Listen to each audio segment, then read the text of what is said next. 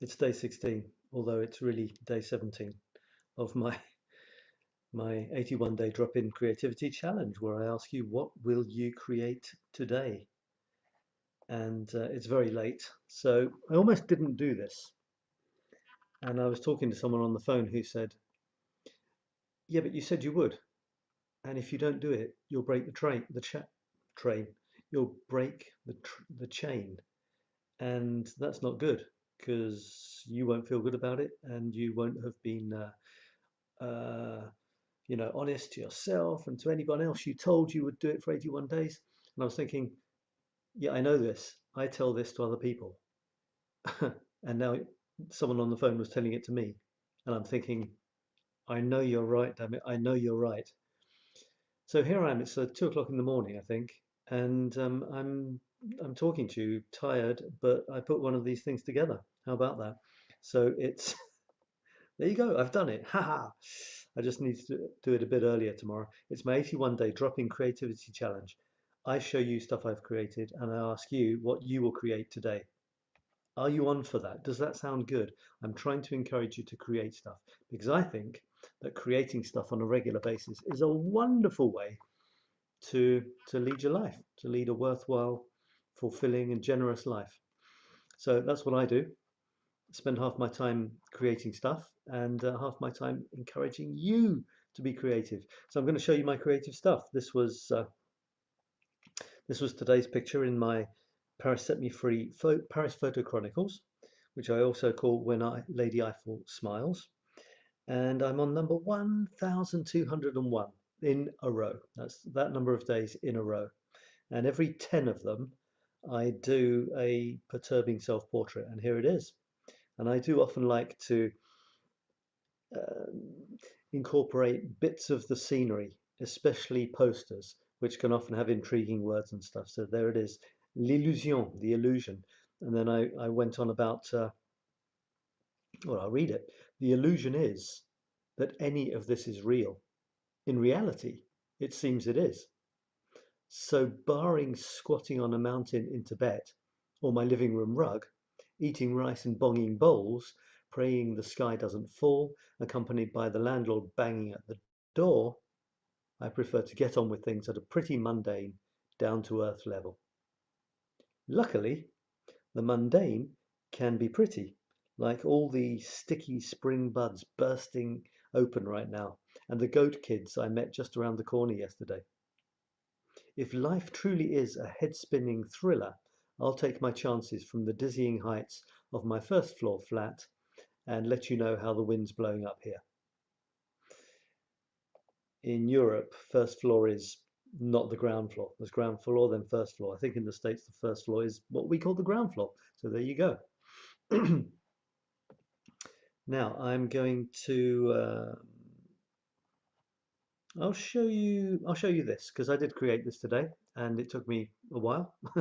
So it's my new thing. I'm offering unlimited laser coaching for 1 year, which is amazing. So we get together. Well, you've got me for a year, and you decide when you want your sessions. And the sessions are 15 minutes. And the idea is that I'm just looking at my Wi-Fi. It looks like it's being very dodgy at the moment, but we'll see. We'll see if I'm connected or not. And the idea is that we get together for 15 minutes. It's a laser coaching session. It's very focused. And then you go away and do your homework. And then when you've done your homework, which is basically moving towards a project or possibly getting over some hurdles that you've got or blockages, once you've done that, you book your next session, and you can do that as often as you want for a year. So it's pretty amazing. It's an incredible price for the amount of coaching that you can get. And no other of my packages are like this in terms of value. And if you want to, you can go to this page and find out all about it. infinitycoaching.biz/laser. infinitycoaching.biz/laser, and check it out. All right, so I got that out of the way. Let me give you another bit of creativity. This was from today as well, And this says défense d'entrée. And as I say in the blurb, this is kind of weird because it sounds defense. It's like, it sounds, at first it sounded to me like you're defending the right to enter, but in fact it means you can't enter. You're forbidden from entering. Forbidden to enter, forbidden from enter. And I wrote about that in this because there's, in Paris they also have these, you often see them, these signs which say défense d'afficher. And that means, that means you're not allowed to put up posters or whatever you call them. But the funny thing is, they actually put these huge black letters on the walls, these very nice walls, where they don't want you to put posters, telling you not to put posters. And it looks pretty horrible. So that's kind of weird. Anyway, I'm going to read you a little bit of, before I fall asleep, a little bit of a nighttime story. It's mindful thoughts for stargazers. Is space really empty? Space is incredibly empty. I'll hold it there so it's like story time. If the Earth were the size of a tennis ball held in your hand, the Sun would be just over 7 meters in diameter and almost 800 meters away. There's a picture. Neptune, the furthest planet in our solar system, would be a staggering 24 kilometers away. That's if the Earth is the size of a tennis ball. Now, if we made the Sun the size of the tennis ball, the nearest star would be 2,000 kilometers away. That's the distance from one side of Europe to the other, with nothing in between. Now, there is a bit more there, but I think I'm going to just jump to this because it's a bit more philosophical, because the rest is basically just about how empty the universe is. A state of flux. When the Buddha examined the universe from the inner point of view, he also found it to be empty, empty of any inherent, solid, unchanging reality. He said that everything that appears at first glance to be permanent or fixed is actually changing. There are no things, only processes. Let us look for ourselves. Find something in your vicinity. How long has it been there? What is it made of? What if you go back 100 or 1,000 years? Would it have been in the same form? What about 1,000 years in the future? However slow the change may be, the thing is still changing, maybe drying, tarnishing, decomposing, or oxidizing. You yourself are also changing. Your physical body, your ideas, thoughts, beliefs, relationships, and experiences are all in a state of constant flux. By nature, we are fearful of change and uncertainty because we can't control it. That makes us want to believe things are more fixed than they are. But without change, there could be no life. If an orchestra played one note for an hour, what would that be like? The whole point of a symphony is that every instrument plays different notes and tones, weaving in and out of each other. That's what makes it beautiful. Emptiness isn't nothingness. It just means nothing stands alone as an independent entity. Everything is in a dynamic relationship. Emptiness is potential. And I'm going to stop there. The thing about the symphony, there's this metaphor that we are the notes of a symphony. Our lives are notes in a symphony, the symphony of life. And we don't need to play all the other instruments or be the other notes in order to make the symphony beautiful and wonderful and perfect. We just need to play our note perfectly, our one little note. Can you imagine an entire symphony that you know?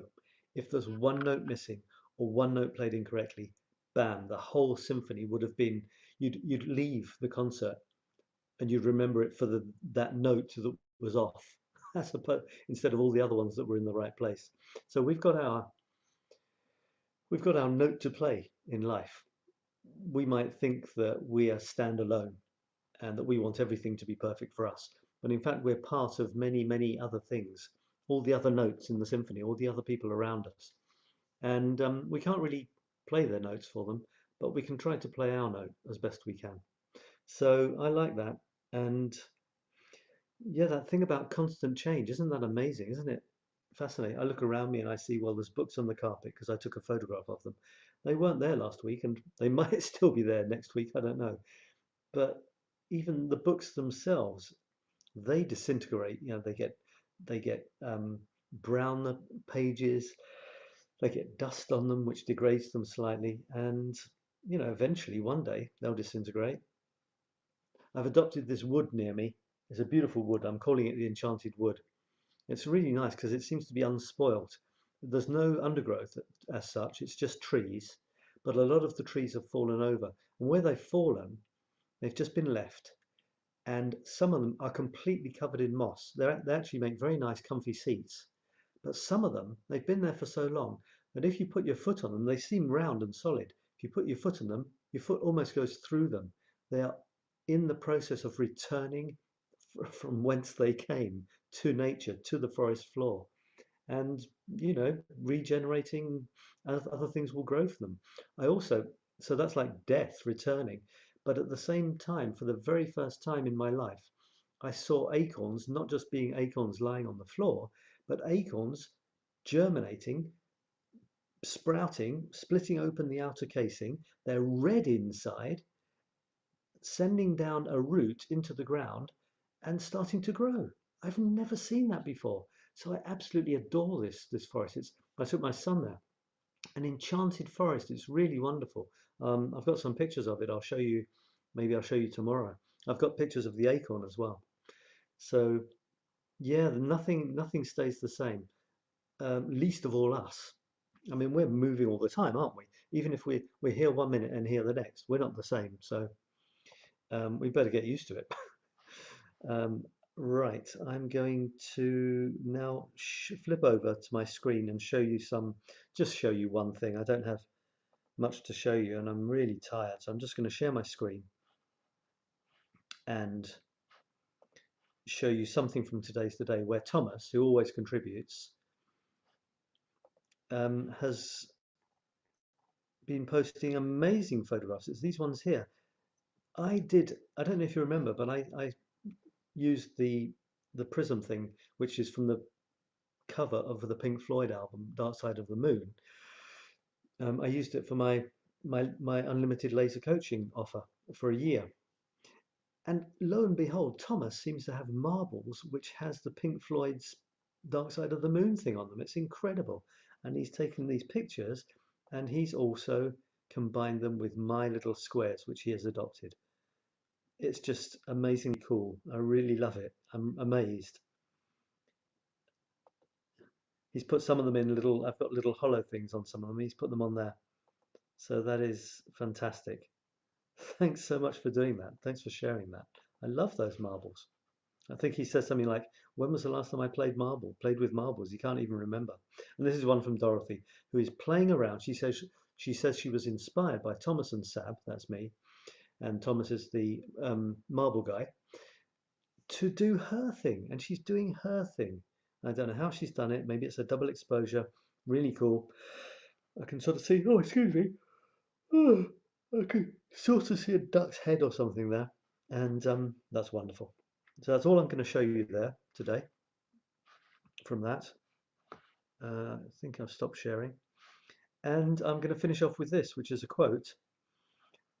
It's one of my quotes where I add to it. So it's not just me saying someone else's words. The original is by Dr. Seuss, and it's a favorite of mine. Dr. Seuss, who wrote the amazing books. I remember as a kid, I had Fox on the Rocks, no, Fox in Socks, I think it was. And then, of course, I got Cat in the Hat. And his wordplay was just phenomenal, absolutely amazing. And he said this, he said, think left and think right, and think low and think high. Oh, the things you can think up if only you try. Which is relatively extremely tame for him in terms of rhymes. And saying that the imagination is limitless, basically, which is what I've said. In other words, our imaginations are limitless, and do something a bit unusual today is the other thing that I sort of extrapolated from that. Do something unusual today and see what happens. So that's it. I'm going to leave it at that. It was another 15 minutes, so it's probably now coming on for 3 o'clock in the morning. Oh, good grief. I am your creativity coach in Paris, but all around the world, and I invite you to get involved with my stuff. And the things you can get involved with at the moment are, well, this, which is you contributing something creative underneath this video, and I will feature it. This is a mastermind which I'm putting together, and it'll start when I have a certain number of people, between 4 and 6 people, really powerful mastermind. And you can see that and sign up for that by going to infinitecreativitynow.com/mastermind. And the other thing is something I've just started, and it's this. It's unlimited laser coaching for 1 year. And if you want to see how that works, you can go here, infinitycoaching.biz/laser, and you can discover how that works. And it's really amazing. So it's an incredible deal for a year's worth of coaching, which is normally it's several thousand euros to do that with me. And you'll find it's a lot less than that. So if that interests you, check it out. Doesn't cost anything to check it out. And you might just have the most incredible year ever. Okay, folks, that's it. I'm going to bed. I've done my next day in my 81 days. I haven't broken the chain. My friend will be proud of me. I'm proud of me, and hopefully you will see that I'm sticking to what I said I would do. So if that's any sort of example to you, I'm pleased about it. Otherwise, thanks for watching. If you're watching the replay, please say hello. I'd love to know. And I'll talk to you again tomorrow, which is actually kind of today. Bye for now.